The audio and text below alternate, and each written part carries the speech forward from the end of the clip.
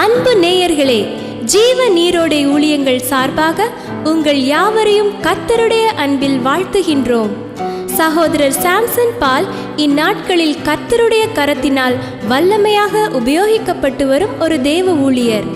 இவருடைய எழுச்சிமிக்க பிரசங்கங்களும் சத்திய சாராம்சங்கள் நிறைந்த எழுத்துக்களும் அநேகரை சத்தியத்தின் சரியான பாதையில் வழிநடத்துகின்றன. இப்பொழுதும் சகோதரர் சாம்சன் பால் மூலமாக கர்த்தருடைய அருள் வார்த்தைகளை கேட்க உங்களை அன்புடன் அழைக்கின்றோம்.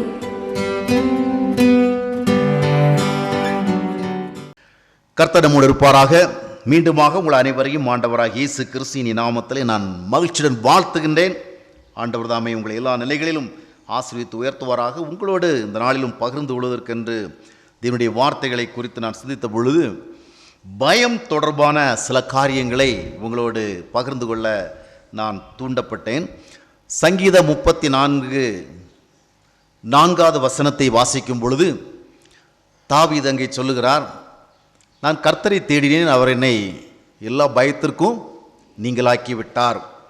கர்த்தரை தேடின பொழுது, கர்த்தரை நோக்கி கூப்பிட்ட பொழுது எல்லா பயத்திலிருந்தும் அவர் விடுவிக்கப்பட்டதை அங்கே சொல்லுகிறார். தொடர்ந்து அதே சங்கீதத்தில் 11வது வசனத்தை வாசித்து பார்க்கும் பொழுது அங்கே சொல்லுகிறார், பிள்ளைகளை வாருங்கள், நான் கர்த்தருக்கு பயப்படுதலை உங்களுக்கு போதிப்பேன். பிள்ளைகளை வாருங்கள், கர்த்தருக்கு பயப்படுதலை நான் போதிப்பேன். இந்த 34வது சங்கீதத்தில் 2 விதமான பயங்களை குறித்து நாம் பார்க்கிறோம். ஒரு பயம் விலக வேண்டிய பயம், இன்னொரு பயம் நமக்கு இருக்க வேண்டிய பயம். 4வது வசனத்திலே சொல்லுகிறார், கர்த்தர் எல்லா பயத்துக்கும் என்னை நீங்களாக்கி விட்டார். 11வது வசனத்தில் சொல்லுகிறார், வாங்க நான் உங்களுக்கு என்ன செய்வேன், I will teach you how to fear God. கடவுளுக்கு பயப்படுறதை உங்களுக்கு நான் சொல்லித் தருவேன். அப்போது பயம் வேணும்னு சொல்கிறாரு, பயம் வேண்டான்னு சொல்கிறார். வாழ்க்கையில் பயம் நமக்கு அவசியம், பயம் நமக்கு அவசியம் இல்லை. அப்படின்னு என்ன அர்த்தம்? பயப்பட வேண்டியதும் அவசியம், பயப்படாமல் வாழ வேண்டியதும் அவசியம். சிலரை பார்த்தீங்கன்னா நான் எதுக்குமே பயப்பட மாட்டேன் அப்படிம்பாங்க இல்லையா? எல்லாத்துலேயுமே ஒரு ஃபியர்லெஸ் ஹார்ட், பயப்படாத ஒரு வாழ்க்கை. சொசைட்டியில் பார்த்தீங்கன்னா அதை தான் எல்லாருமே மெச்சிக்குவாங்க இல்லையா? இந்த ஆள் இருக்கிறாரே அஞ்சான் நெஞ்சன், யாருக்கும் என்ன செய்ய மாட்டார், பயப்பட மாட்டார், எதற்குமே பயப்படாதவங்க. அரசியல்வாதிகள் மத்தியில் பார்த்தீங்கன்னா எதற்கும் அஞ்சாதவர்கள் அப்படின்னு எல்லாம் சொல்லுவாங்க இல்லையா? எதற்குமே பயப்படாதவங்க. ஆனால் எதற்குமே பயப்படாதவங்க ரொம்ப ஆபத்தானவங்க, சொசைட்டிக்கும் ஆபத்தானவங்க, சபையில் இருந்தால் சபைக்கும் அவங்களால பெரிய ஆபத்து உண்டு. பயப்பட வேண்டிய இடத்துக்கு பயப்படணும், பயப்படக்கூடாத இடத்துக்கு என்ன செய்யக்கூடாது, பயப்படக்கூடாது. எதற்கு பயப்படணுமோ அதற்கு பயந்தால் தான் மனித வாழ்வை சரியாக வாழ முடியும் இல்லையா? நாளை தினம் நாம் நன்றாக இருக்கணும், நாளை தினத்துக்கு நமக்கு ஒன்றுங்களாம் போயிடக்கூடாது, வாழ்வதற்கு ஆதாரங்களாக போயிடக்கூடாது என்கிற ஒரு பயம் இருந்தால் தான் இன்றைக்கி நம்ம கடினமாக உழைத்து சம்பாதிக்க முடியும் இல்லையா? பார்த்துக்கலாம், நாளை தினத்தை பற்றி என்ன செய்யக்கூடாது, கவலைப்படக்கூடாது அப்படின்னு எதுக்குமே பயம் இல்லாமல் இருந்தால் நாளை தினத்துக்கு சாப்பிட்றதுக்கே வழி இருக்காது. ஆக சில காரியங்களை குறித்து நமக்கு பயம் வேணும். சமுதாயத்தில் நாளைக்கு தலைகூழ்ந்து நிற்க வேண்டிய ஒரு சூழ்நிலை வந்துடக்கூடாது என்கிற ஒரு பயம் இருந்தால் தான் கொஞ்சம் ஒழுக்கத்தோடு உண்மையோடு வாழ்கிறதுக்கு நமக்கு ஒரு தூண்டுதல் கிடைக்கும் இல்லையா? அப்படித்தானே? ஆக நாளை தினம் நமக்கு ஒரு பெரிய ஆபத்து நேரிட்டு விடக்கூடாது என்கிற ஒரு பயம் இருந்தால் இன்றைக்கு நம்முடைய வாழ்வை சரியாக அமைக்க முடியும். நாளைக்கு நாம் சட்டத்தாலோ காவல்துறையாலோ தண்டிக்கப்படுகிற ஒரு சூழ்நிலை வந்துவிடக்கூடாது என்கிற ஒரு பயம் நமக்குள்ள இருந்தால் தான் சில ஒழுங்குமுறைகள் பின்பற்றுகின்றதான ஒரு உந்துதல் இருக்கும். மரணத்தை குறித்து கூட நமக்கு பயம் இருக்கணும். கிறிஸ்தவம் மரணத்தை குறித்து பயப்படக்கூடாதுன்னு சொல்லுது, அது ஒரு பக்கம் இருக்குது. மரணத்தை குறித்து கூட நமக்கு கொஞ்சம் பயம் இருந்தால் தான் சாலையிலலாம் கொஞ்சம் ஒழுங்காக போவோம் இல்லையா? சாவை பற்றி பயம் இல்லைன்னு சொன்னால் கண்டபடி வண்டியை ஓட்டிகிட்டு போவோம் இல்லையா? போக்குவரத்து விதி எதையுமே நம்ம மதிக்க மாட்டோம்.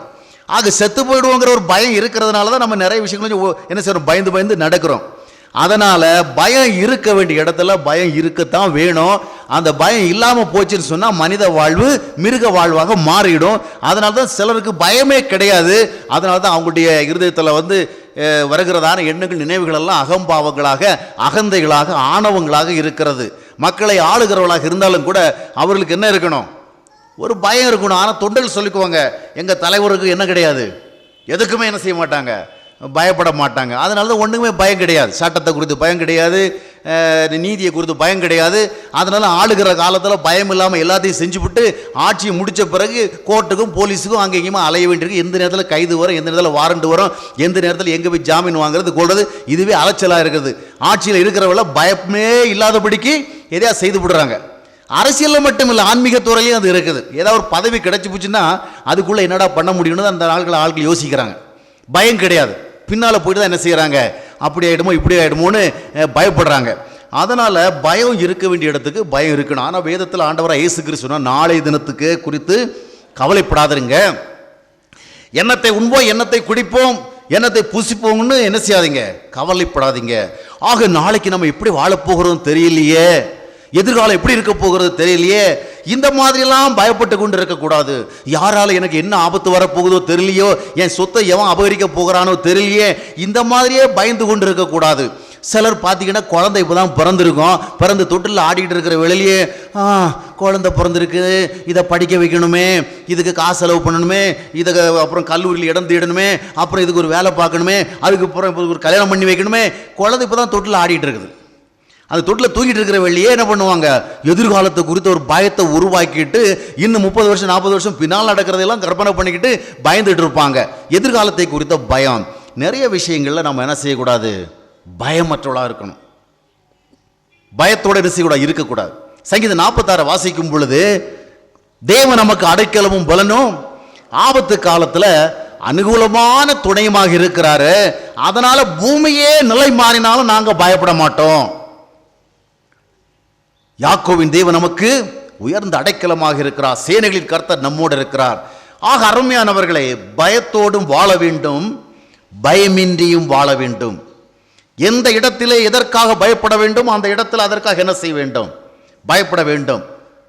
வேதத்திலே வாசிக்கின்ற பொழுது கர்த்தருக்கு பயப்படுதலே ஞானத்தின் ஆரம்பம். கடவுளுக்கு பயப்படுகிற ஒரு பயம் நம்முடைய வாழ்வில் இருக்கின்ற பொழுதுதான் அது ஒரு ஞானமான வாழ்வாக இருக்கும். சங்கீதக்காரன் அதே சொல்கிறான், கர்த்தரை நான் தேடினேன், எல்லா பயத்துக்கும் என்னை நீங்களாக்கி விட்டார். காரணம் என்னவென்று சொன்னால், கர்த்தரை குறித்த ஒரு பயமுடைய ஒரு மனிதன் தாவீது. கர்த்தருக்கு பயப்படுகிற விதமாக பயப்படுகிறவன். எனவே அந்த பயம் உள்ளே இருந்த காரணத்தால் வேற எதை குறித்தும் பயப்பட வேண்டிய தேவை இருக்கவில்லை. நம்முடைய இருதயத்தில் தேவனை குறித்த சரியான பயம் இருக்கும் என்று சொன்னால், தேவன் நம்மை கவனித்துக் கொண்டிருக்கிறார், கண்காணித்துக் கொண்டிருக்கிறார், பார்த்து கொண்டிருக்கிறார், நம்முடைய ஒவ்வொரு செயலுக்கு ஒரு பிரதி விளைவை அவர் உருவாக்குவார் என்கின்ற ஒரு பயம் நமக்குடைய இருதயத்தில் இருக்கும் என்று சொன்னால், வாழ்வு தொடர்பான வேற எந்த ஒன்றுக்கும் நமக்கு பயப்பட தேவையில்லை. யாரால என்ன வந்துருமோ, அப்படி வந்துருமோ, இப்படி வந்துருமோ பயப்பட தேவையில்லை. இப்போ கூட பார்த்தீங்கன்னா நிறைய கிறிஸ்தவ மக்களுக்கெல்லாம் யாரும் நமக்கு பில்லி சூனியம் பண்ணி வச்சிருக்காங்களோ தெரியலையே, ஏவல் பண்ணி வச்சிருக்காங்களோ தெரியலையோ, பயந்துட்டே இருக்கிறாங்க. வாழ்க்கையில் ஏதாவது ஒரு கஷ்டம், பிரச்சனை, நஷ்டம், நெருக்கடி வந்த உடனே யாரோ எனக்கு மந்திரம் பண்ணி வச்சிருக்கிறாங்க. கிறிஸ்தவர்கள் அல்லாதவர்களோட கிறிஸ்தவங்க தான் இப்போ அதிகமாக அந்த மந்திரம், ஏவல், பில்லி சூனியெல்லாம் ரொம்ப பயப்படுறாங்க. ஆனால் இஸ்ரவேலுக்கு எதிரான குறி சொல்லுதலும் இல்லை, யாக்கோபுக்கு எதிரான மந்திரவாதம் இல்லைன்னு பைபிள் சொல்லுது. ஆனால் நமக்கு ஏன் இவ்வளோ பயம்? யார் என்ன பண்ணி வச்சுருக்காங்களோ தெரியலையே. கொஞ்சம் காசு சேர்ந்த உடனே ஒரு பயம் வந்துடுது, சொத்து சேர்ந்த உடனே பயம் வந்துடுது. கொஞ்சம் நல்லா ட்ரெஸ் பண்ணிட்டு வெளியே வந்தால் கூட யார் கண்டு போட்டுற போகிறாங்களோ தெரியலையே, யார் பொறாமப்பட்டுற போகிறாங்களோ தெரியலையே. ஆண்டவரை மற்றவருடைய கண்களுக்கு எங்களை விலக்கி காத்துக்கொள்ளும் அப்படின்லாம் ஜெபம் பண்ணுவாங்க. ஆமாம், ஒரு விதமாக அவங்க பார்க்குறாங்க எங்களை, அதனால் எங்களுக்கு என்ன பிரச்சனை வருமோ தெரியலையே அப்படின்னு. ஆனால் உண்மையாக நாம் தேவனுடைய பிள்ளைகளாக இருந்தால் இது போன்ற காரியங்களுக்கெல்லாம் பயப்பட தேவையில்லை. ஆண்டவருடைய பிள்ளைகளாக இருந்து ஆண்டவர் நமக்கு ஒரு பாதுகாப்பு கொடுக்குறார். அந்த பாதுகாப்பு வளையத்துக்குள் நாம் இருக்கும் பொழுது ஒரு பில்லி சூரியமும் நமக்கு வராது. வருமா? வராது இல்லையா? ஆனால் இன்றைக்கி நிறைய கிறிஸ்தவ கூட்டங்களில் பில்லி சூரிய கட்டுகள் உடைக்கப்படும், அப்படி இப்படிலாம் விளம்பரம் பண்ணப்படுகிறது. அங்கே போய் நிற்கிற ஆள் நம்ம கிறிஸ்தவாள்கள் தான், முக்கியமான கிறிஸ்தவாள்கள், ஆவிக்குரிய கிறிஸ்தவர்கள் என்ற பேரில் இருக்கிறவங்க. ஏன்னா யாரோ எங்களுக்கு மந்திரம் பண்ணி வச்சிருக்கிறாங்க. விசுவாசிகள் தான் அப்படி பயப்படுறாங்கன்னா பெரிய ஊழியக்காரர்களை சொல்கிறாங்க, யாரோ எங்கள் ஊழியத்திற்கு எதிராக மந்திரம் பண்ணி வச்சிருக்கிறாங்க, சரியாக ஊழியமே செய்ய முடியலன்னு. உனக்கே இந்த நிலைமைன்னு சொன்னால் விசுவாசிகளுக்கு எந்த நிலைமையாக இருக்கும்? பரிசுத்தாவியை பெற்றுக்கிறேன் என்று சொல்லுகிறாங்க, ஆவியில் நிரம்பி இருக்குன்னு அபிஷேகம் இருக்குன்னு சொல்கிறாங்க. இன்னொரு பக்கம் சொல்கிறாங்க யாரோ நமக்கு மந்திரம் பண்ணி வச்சிருக்கிறாங்க, அதனால் அந்த அபிஷேகம் செயல்பட மாட்டேங்குது. அப்போ என்ன அர்த்தம்? அந்த பிசாசனுடைய வல்லமையை விட உங்ககிட்ட இருக்கிற அபிஷேகத்துக்கு பவர் எப்படி இருக்குது? ரொம்ப லோவாக இருக்குது. ஆனால் பைபிள் என்ன சொல்லுது? இந்த உலகத்தில் இருக்கிறவனை விட நம்மில் இருக்கிறவன் பெரியவன். அப்போது நிறைய பேர் ஒரு ஆவிக்குரிய அறியாமையிலே தான் வாழ்ந்து கொண்டிருக்கிறார்கள். தேவ வல்லமை குறித்த சரியான புரிந்து கொள்வது இல்லாமல் வாழ்ந்து கொண்டிருக்கிறார்கள். ஆம், அருமையானவர்களே, நம்முடைய வாழ்க்கையில் பயப்பட வேண்டிய இடத்திற்கு பயப்படணும், பயப்பட தேவையில்லாத இடத்திற்கு பயப்படக்கூடாது. ஆனால் நம்முடைய வாழ்வில் என்ன நிகழ்ந்து கொண்டிருக்கிறது என்றால், பயப்பட வேண்டிய இடத்துல நம்ம பயப்படுறது கிடையாது. அதனால் பயப்பட வேண்டியது இல்லாத இடங்கள்லாம் என்ன பண்ணிட்டு இருக்கிறோம்? பயந்துட்டு இருக்கிறோம். ஆண்டவருக்கு பிரியமாக நம்முடைய வாழ்வு இருக்கும் பொழுது, தேவனுக்கு உண்மையாக நம்முடைய வாழ்வை ஒப்பு கொடுத்து நாம் வாழ்கின்ற பொழுது, தேவன் நம்மை சரியாக நடத்துகிறார். எந்த இடத்துல நம்ம பயப்படணுமோ அந்த இடத்துல நம்மளை பயப்பட வைக்கிறார். எந்த இடத்துல நம்ம பயப்படக்கூடாதோ அந்த இடத்துல நம்ம பயப்படாதபடிக்கு நெஞ்சை நிமிர்த்து கொண்டு தைரியமாக நிற்க வைக்கிறார். அவருக்கு தெரியும் நாம் எங்கே பயப்படணும், எங்கே பயப்படக்கூடாது என்று. தேவன் ஒரு விசேஷமான ஞானத்தை கொடுத்தால் அன்றி எந்த இடத்துல நம்ம பயப்படணும், எந்த இடத்துல பயப்படக்கூடாதுன்னு நம்ம அறிந்து கொள்ள முடியாது.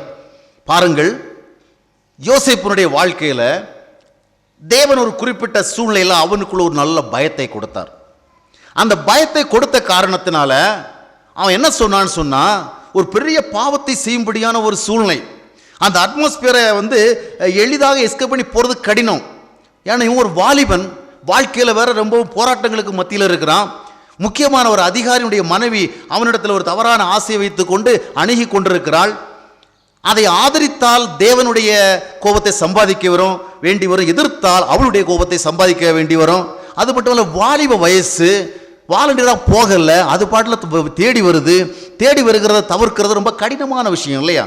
ஆனால் அப்படிப்பட்ட ஒரு சூழ்நிலையில் அப்படிப்பட்ட ஒரு பாவத்தை செய்யாதபடிக்கு அவன் தன்னை தடுத்து கொண்டான். அதன் மூலமாக தேவனாலே வரப்போகிறதான ஒரு மிகப்பெரிய உயர்விற்கு தன்னை தகுதியாக்கி கொண்டான். அதை இழந்து விடாமல் பாதுகாத்து கொண்டான். காரணம் என்னவென்றால், தேவனுக்கு பிரியமாக வாழ்கிற ஒரு மனிதனாக அவன் இருந்த காரணத்தினாலே அவனுக்குள்ளே ஒரு பயம் இருந்தது. அது என்ன பயம்? The fear of God. வேற எதுக்கும் பயம் கிடையாது. போத்திபாருக்கு அவன் பயந்திருந்தா அது பிரச்சனை கிடையாது. போத்திபாரு குறித்த பயம் இருந்தாலும் போத்திபாருக்கு தெரியாம காரியத்தை நிகழ்த்துறதுக்கு நிறைய வாய்ப்பு இருக்கிறதுனால போத்திபாரை குறித்து பயப்பட வேண்டிய அவசியம் இல்லை. அப்படித்தானே? மனிதர்களை குறித்து நமக்கு பயம் இருக்கலாம், ஆனால் மனிதர்களுடைய கண்களை எளிதாக மறைப்பதற்கு நமக்கு நிறைய வாய்ப்புகள் இருக்கிறது. இந்த காலத்து பிள்ளைங்கள்லாம் அப்பா அம்மாவுடைய கண்களை எளிதாக மறைச்சிடுறாங்க இல்லையா? அப்பா அம்மாவை பக்கத்தில் வச்சுட்டே பாய் ஃப்ரெண்ட்ஸ் கேர்ள் ஃப்ரெண்ட்ஸோட எவ்வளோ அருமையாக பேசுகிறாங்க. அவங்களுக்கு தெரியாது நம்ம பிள்ளை என்னமோ ஃப்ரெண்ட்ஸோட பேசிகிட்டு இருக்குன்னு. வாடா போடான்னு பையன் பேசிகிட்டு இருக்கிறவள்ள அம்மா அப்பா என்ன நினைக்கிறாங்க, ஏதோ அவன் பையன் அவன் ஃப்ரெண்டோட பேசிகிட்டு இருக்கிறான். அவன் ஃப்ரெண்டோட பேசல, ஃப்ரெண்டியோட பேசிகிட்டு இருக்கிறான். பொண்ணு பேசுகிறவள்ள வாடி போடின்னு பேசுது. அம்மா கேட்ட ஏதோ தோழியோட பேசிட்டு இருக்கிறா. அவள் தோழியோட பேசல, தோழனோட பேசிகிட்டு இருக்கிறான். ஆக அப்பா அம்மாவை குறித்து பயம் இருந்தாலும் அவங்களை ஏமாத்துறதுக்கு நிறைய வாய்ப்பு இருக்குது. அதனால் இக்கால தலைமுறையுடைய பிள்ளைகள் எல்லாம் கட்டுக்கோப்பான வலைகளுக்குள் இருப்பது மிகவும் கடினமாக இருக்கிறது. எத்தனை சதவீதம் தேர்வு என்பது ஒரு பெரிய கேள்வியாக இருக்கிறது. ஏனென்றால் எல்லாருடைய கண்களை மறைக்க முடிகிறது, மற்றவருடைய கண்களை மறைக்க முடிகிறது, பெற்றோருடைய கண்களை மறைக்க முடிகிறது, சமுதாயத்தினுடைய கண்களை மறைக்க முடிகிறது. ஏனென்றால் மறைப்பதற்கு நாம் எல்லா வாய்ப்புகளையும் பெற்றிருக்கோம் இந்த காலத்தில். ஆனால் தேவனுடைய கண்களை மறைக்க முடியாது. அவர் என்னை பார்த்து கொண்டிருக்கிறார் என்கிற உணர்வுடையவன் மட்டும்தான் தவறுகளை தவிர்க்க முடியும். சரிதானே? யோசேப்பிற்கு அவ்விதமான ஒரு பயம் இருந்தது. எனவே தான் ஆதியாகமம் 39 அத்தியாயத்தினுடைய 9 வசனத்தை வாசித்து பார்க்கும் பொழுது போத்திபாருடைய மனைவியிடத்தில் அவன் சொல்லுகிறான், இந்த வீட்டில் என்னிலும் பெரியவன் இல்லை, நீ அவளுடைய மனைவியா இருக்கிறபடினாலே உன்னை தவிர வேறொன்றையும் அவர் எனக்கு விலைக்கு வைக்கவில்லை. இப்படி இருக்க இத்தனை பெரிய பொல்லாப்பிற்கு உடன்பட்டு தேவனுக்கு விரோதமாய் பாவம் செய்வது எப்படி? பாருங்கள், அவன் போத்திபாருக்கு விரோதமாக தப்பு செய்வது எப்படின்னு சொல்லலை, தேவனுக்கு விரோதமாய் பாவம் செய்வது எப்படி? ஏனென்றால் போத்திபாருடைய கண்களை மறைப்பது எனக்கு எளிதான விஷயம், இங்கே வேலை செய்கிற எல்லாருடைய கண்களை மறைப்பது எனக்கு எளிதான விஷயம். ஆனால் என்னை ஒருவருடைய கண்கள் பார்த்து கொண்டிருக்கிறது, அவருடைய கண்களை நான் மறைக்க முடியாது. He is always watching me. அவருடைய கண்களை நான் மறைக்க முடியாதுன்னு சொல்லி அந்த பயத்தின் விளைவாக அந்த பாவத்தை தவிர்க்கிறான். இந்த பெரிய பொல்லாங்கான ஒரு பாவத்தை தவிர்ப்பதற்கு அவனுக்கு அந்த பயம் உதவி செய்கிறது இல்லையா? இந்த தேவ பயம் இன்றைக்கு இக்கால தலைமுறை பிள்ளைகளிடத்தில் இல்லாத காரணத்தினால்தான், எளிதாக தவறுகளுக்குள் விழுகிறார்கள், எளிதாக தவறான உறவுகளுக்குள் விழுகிறார்கள். எளிதாக தவறான உறவுகளுக்குள் சிக்கிக் கொண்டு தங்களுடைய எதிர்கால வாழ்க்கை வீணாக்கி கொண்டிருக்கிறார்கள். வாலிபனாக இருந்த யோசேப்பினுடைய இருதயத்திற்குள்ளாக தேவ பயம் இருந்தது. காரணம் என்னவென்றால், தன்னுடைய சிறு வயது தொடங்கி அவன் தேவனோடு ஒரு சரியான நெருக்கத்தையும் பிணைப்பையும் இணைப்பையும் வைத்துக் கொண்டு தேவனோடு பழகி கொண்டபடினாலே யாரு பார்க்கிறாங்களோ பார்க்கலையோ, ஆண்டவர் என்னை பார்த்து கொண்டிருக்கின்றார். So I must fear God. நான் ஆண்டவருக்கு பயப்பட வேண்டும் என்று சொல்லி அவன் தன்னை பாதுகாத்துக் கொள்ளுகிறான். இங்கே பாருங்கள், யோசேப்புடைய வாழ்வில் நடந்தது ஒரு பெரிய வல்லமையான ஒரு செயல், வெரி பவர்ஃபுல் ஆக்ட். ஆனால் இவ்வளவு வல்லமையான செயலை செய்வதற்கு, அதாவது ஒரு பெரிய பாவத்தை தவிர்க்கிறது என்பது ஒரு பெரிய வல்லமையான செயல். அந்த வல்லமையான செயலை செய்யறதுக்கு அவனுக்கு துணை புரிந்தது என்ன? அவனுக்குள் இருந்த ஒரு பயம். எனவே பயம் இருக்க வேண்டிய இடத்துல பயம் இருக்க வேண்டும். அதே நேரத்தில் பார்த்தீங்கன்னா, தாவீதினுடைய வாழ்க்கையில் சவுல் அரசாட்சி செய்து கொண்டிருந்த பொழுது கோலியாத் என்று சொல்லப்படுகிற ஒரு பெரிய ஜெயண்ட், ஒரு அரக்கன், அவன் அந்த இஸ்ரவேல் தேசத்துக்கு எதிராக சவால் விட்டு எல்லாரையும் கலங்கடிக்கிறான். நாட்டு மக்களை மட்டும் கிடையாது, நாட்டை ஆளுகின்ற ராஜாவை அவன் என்ன செய்கிறான்? அவன் பயப்படுத்துகிறான். அதைத்தான் நாம் 1 சாமுவேல் 17 11 வசனத்திலே வாசிக்கிறோம். அந்த ராஜாவே அவனுடைய சவாலை கேட்டு பயந்து கலங்கி கொண்டிருக்கிறான். அப்போ ஒரு தேசமே நடுங்குகிறது. இவனை யாருமே ஃபேஸ் பண்ண முடியாது, யாருமே இவனை டிஃபீட் பண்ண முடியாது. அவ்வளவு பெரிய ஒரு மனுஷன், அப்படிப்பட்ட ஒருவன் நமக்கு எதிராக சவால் விட்டு கொண்டிருக்கிறான். இதனுடைய முடிவு என்னவாக போகிறதோ என்கிறதான அச்சம் எல்லாருடைய இருதயத்தையும் பாதித்துக் கொண்டிருக்கும் பொழுது அங்கே ஒரு வாலிபன் வருகிறான். அவன் பேரு தாவீது. அவன் ஒன்றும் ஆர்மியில் இருந்தவன் கிடையாது, அவனுக்கு ஒன்றும் போர் பயிற்சி கிடையாது. அவன் ஆடுகளை மேய்த்து கொண்டு கொஞ்சம் ஆடுகளை மேய்த்து கொண்டிருக்கிறவனாக இருந்தாலும் கூட தேவனோடு உறவுடைய மனிதன். He was enjoying the fellowship of God. கடவுளுடைய உறவை அனுபவித்துக் கொண்டிருந்த ஒரு மனிதன். அவன் சொல்றான், 1 சாமுவேல் 17 வசனத்தின் வாசித்து பார்க்கும் பொழுது, இவன் நிமித்தம் நாம் ஒருவருடைய இருதயமும் பயப்பட வேண்டிய தேவை இல்லை, நம்ம பயப்பட வேண்டாம். காரணம் என்னவென்று சொன்னால், நான் அவன் என்ன செய்ய முடியும்? எதிர்க்க முடியும். பாருங்கள், எல்லாரும் பயப்படுறாங்க. அவனை எதிர்கொள்ள முடியாதுங்கிற ஒரு அச்சத்தின் விளைவாக எல்லோரும் நடுங்குகிறார்கள்.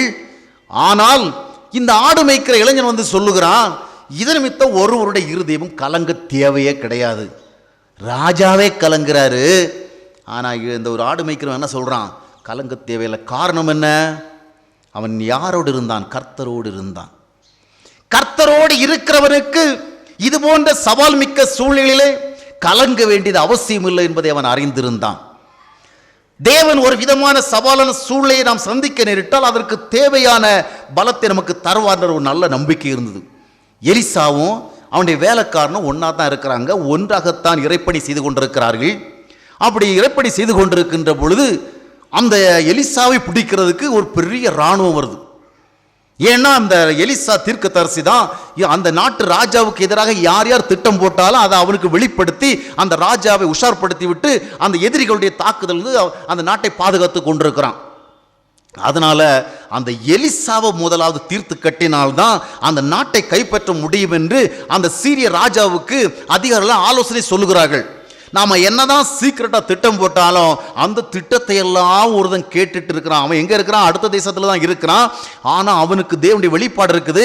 நாம் இங்கே அறையில் பேசுறது கூட அவன் காதுக்கு விழுந்துருது. அதைத்தான் அவன் ராஜாவுக்கு காது கொண்டு போனான். அதனால தான் ராஜா என்ன செய்கிறாரு? தன்னை பாதுகாத்துக் கொள்கிறான். இவன் இருக்கிற வரைக்கும் அந்த இஸ்ரேல் நாட்டை நம்ம என்ன பண்ண முடியாது?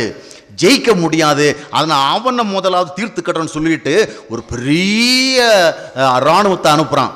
அந்த இராணுவம் வருகிறது. காலையில் பார்த்தா ரதங்கள் அங்கே எங்கேயும் போகிறது, குதிரைகள் அங்கே எங்கேயும் ஓடுகிறது. அதையெல்லாம் பார்த்தது வருகிறான் அந்த எலிசாவுடைய வேலைக்காரன். அவன் நடுங்கி பயந்து அவனுக்கு என்ன பண்ணுறேன்னே தெரியல. ஓடி வரான் ஓட்டமா. ஐயா, என்ன பண்ண போகிறோன்னு தெரியலையே, எதையா தீர்க்க தரிசனமாக சொல்லிவிடுறாரு. இப்போ பிரச்சனை பெருசாக வந்து போச்சு, நம்மளை பிடிக்கிறதுக்கு ஒரு பெரிய இராணுவமே வந்திருக்கு, என்ன செய்ய போகிறீரோ தெரியலேன்னு சொல்லிட்டு அவன் கலங்கி தவிக்கிறான். ஆனால் அந்த எலிசா உடனே என்ன செய்யறான் பாருங்க. அப்படியா, சீக்கிரமா எல்லா தீர்க்கதரிசிகளையும் கூப்பிடு, நம்ம என்ன பண்ணோம், ஒன்னா ஃபாஸ்டிங் ப்ரேயர் பண்ணுவோம், எல்லாம் சேர்ந்து ஜெபம் பண்ணுவோம், அந்த இராணுவத்துக்கு எதிராக கடவுள் ஏதாவது செய்வார்னு. அதை கூட அவன் செய்யலை.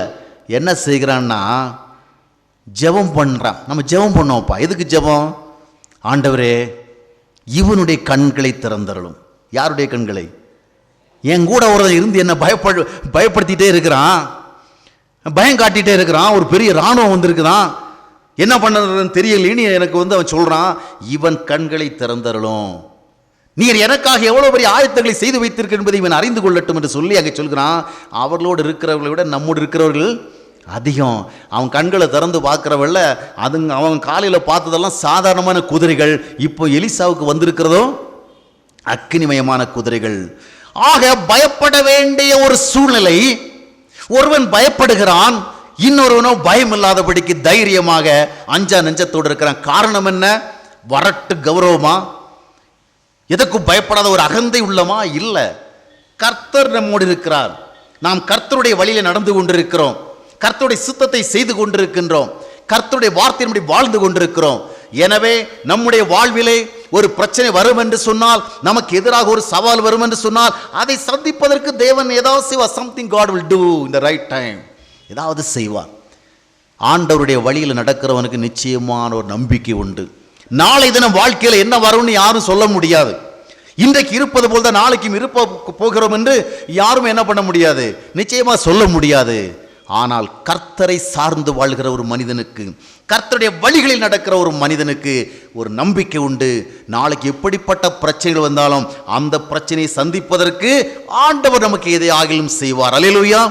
எனவே கர்த்தருக்கு பயந்து வாழ்கிற மனிதனுக்கு சமுதாயத்தில் வாழ்கிற சூழ்நிலையிலே பயப்படாமல் வாழ்வதற்கான ஒரு கிருபை கிடைக்கிறது. சவுல் பயப்படுறான், சவுளுடைய இராணுவம் பயப்படுகிறது. அப்போ எல்லாரும் பயந்து கொண்டிருக்கின்ற பொழுது தாவீது சொல்லுகிறான், பயப்பட தேவையில்லை, இது போன்ற ஒரு சூழ்நிலையை நான் ஏற்கனவே சந்தித்திருக்கிறேன். ஒரு முறை சிங்கம் வந்தது, இன்னொரு முறை கரடி வந்தது. அந்த நேரங்களிலெல்லாம் வேறு யாராவது இருந்தால் ஓடி போயிருப்பாங்க. நான் ஓடி போகல, ஒரு ஆட்டை கூட இந்த சிங்கத்துக்கோ கரடிக்கோ கொடுக்க கூடாதுன்னு சொல்லி நான் அந்த சிங்கத்தோடு கரடியோடு போராடி நான் ஜெயித்து என் ஆட்டை காப்பாற்றினேன். அதற்கு காரணம் என்னவென்றால் God strengthened me. ஆண்டவர் என்னை பலப்படுத்தினார். கர்த்தர் என்னோடு இருந்த காரணத்தினாலே நான் சிங்கத்தை கொண்டேன், கரடியை கொண்டேன். இந்த கோலியாத்தும் அந்த கரடி போன்ற ஒன்றாகத்தான் இருப்பானே ஒழிய, ஒரு சிங்கத்தை வீழ்த்தினது போல, ஒரு கரடியை வீழ்த்தினது போல இந்த கோலியாத்தை நான் வீழ்த்தி விடுவேன் என்று சொல்லி அவன் என்னை அனுப்பும் என்று சொல்லுகிறான். ராஜா பயப்படுறான், இவன் போகிறான். கடைசியில் பார்த்தீங்கன்னா சாதாரணமான ஒரு, அதாவது ஆடுகளை மேய்க்கின்ற பொழுது ஆடுகளுக்கு எதிராக வருகிற பறவைகள் அடிப்பதற்கு, வேறு மிருகங்களை அடிப்பதற்கு வைத்திருக்கிற சின்ன கற்கள், அந்த கற்களை கொண்டு கோலியாத்தை வீழ்த்துகிறான்.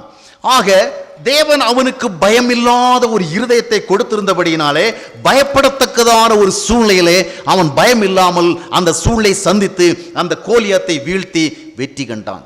ஆம், நம்முடைய வாழ்க்கையில் பயப்படுகின்ற ஒரு இருதயமும் வேண்டும், பயப்படாமல் வாழுகிற ஒரு இருதயமும் வேண்டும். அல்லேலூயா. நாம் ஆண்டவருடைய சித்தத்தின் பாதையில் நடந்து கொண்டிருக்கும் பொழுது எந்த இடத்துல நாம் பயப்படணும், எந்த இடத்துல நாம் பயப்படக்கூடாது என்று தேவன் நமக்கு சரியாக வழிநடத்தி நம்மை நடத்தி செல்கின்றார். ஆக நாம் பயமில்லாத ஒரு வாழ்க்கையை வாழ முடியும். பயப்படத்தக்கதான சூழ்நிலை இன்றைக்கு வாழ்ந்து கொண்டிருக்கிறோம். இந்த கடைசி காலங்களில் எந்த நிமிடத்திலே எது எவ்விதமாக நிகழப்போகிறது என்று சொல்ல முடியாது. யார் எவ்விதமாக மாறுவாள் என்று சொல்ல முடியாது. ஒரு காலங்களிலே எங்கேயோ கேள்விப்பட்டோம், இப்பொழுது அது இங்கேயே நடைபெறுகிறது இல்லையா? அந்த நாட்டில் இப்படி நடக்கிறது, இந்த நாட்டில் இப்படி நடக்கிறது என்றெல்லாம் பயங்கரமான நிகழ்வுகளை குறித்து நாம் பத்திரிகைகளிலே வாசித்தோம், தொலைக்காட்சியிலே பார்த்தோம். இப்பொழுது அவைகளெல்லாம் எங்கேயோ நடைபெறவில்லை, இங்கேயும் நடைபெறுகிறது இல்லையா?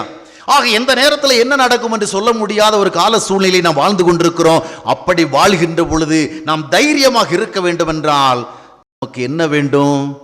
ஆண்டவரோடு ஒரு சரியான ஐக்கியம் வேணும். தேவனோடு ஒரு ஐக்கியத்தை உருவாக்கி கொண்ட மனிதன் மட்டும்தான் தேவ பயமுடையவனாக இருப்பான். தேவ பயம் என்பது தனியாக வராது. இது எப்படி வருகிறது? that comes from the fellowship of God. கடவுளுடைய ஐக்கியத்திலிருந்து வருகிறது. தேவ உறவுடைய ஒரு மனிதன் தேவ பயமுடைய ஒரு மனிதனாக இருப்பான். இந்த தேவ பயமுடைய ஒரு மனிதன் உலகத்திலே வேறு எதற்கும் பயப்படாத ஒரு மனிதனாக இருப்பான். ஆக இந்த பயங்கரமான காலகட்டத்திலே வாழ்ந்து கொண்டிருக்கிற நமக்கு ஒரு தைரியமும் நம்பிக்கையும் கிடைக்க வேண்டும் என்றால் முதலாவது நாம் கர்த்தருக்காக வாழ வேண்டும். ஏதோ ஞாயிற்றுக்கிழமைகளில் நாம் வருகிறோம், ஆராதனையில் ஈடுபடுகிறோம், வேதாகமத்தை வாசிக்கிறோம், பிரார்த்தனைகளில் ஈடுபடுகிறோம், காணிக்கைகள் கொடுக்கிறோம். இது போன்ற காரியங்களில் ஈடுபட்டால் மட்டும் நாம் வாழ்க்கையிலே நாம் சந்திக்க இருக்கிறதான பயங்கரமான நிகழ்வுகளை எதிர்கொள்ள முடியாது. ஆண்டவரோடு நமக்கு என்ன வேணும்? ஒரு right fellowship. we need some closer fellowship with God. ஒரு சரியான ரிலேஷன்ஷிப்பை நாம் உருவாக்கி கொள்ள வேண்டும். ஆன்மீகம் என்பது ஏதோ ஒரு ஆலயத்துக்கு வந்து ஒரு ஆராதனையில் பங்கு பெற்று கடந்து செல்வதல்ல. இன்னைக்கு பெரும்பாலான கிறிஸ்தவ மக்களுக்கு உண்மையான ஆவிக்குரிய வெளிச்சம் இல்லாமல் இருக்கின்றது. அநேகருக்கு இன்னும் வெளிப்படவில்லை உண்மை. இயேசுநாதருக்கு நாம் என்ன செய்ய வேண்டும் என்று அநேகருக்கு இன்னும் தெரியவில்லை. இயேசுநாதருக்காக பாட்டுகளை பாடிக்கொண்டிருக்கிறோம், பாடல்களை பாடுகிறோம், ஆராதனைகளை செய்கிறோம், துதிகளை செலுத்துகிறோம், தொழுகை செலுத்துகிறோம், வழிபாடு செய்கிறோம். ஆனால் இதுவல்ல நாம் ஆண்டவருக்காக செய்ய வேண்டியது. கிறிஸ்தவம் என்பது ஒரு வழிபாட்டின் மார்க்கம் அல்ல.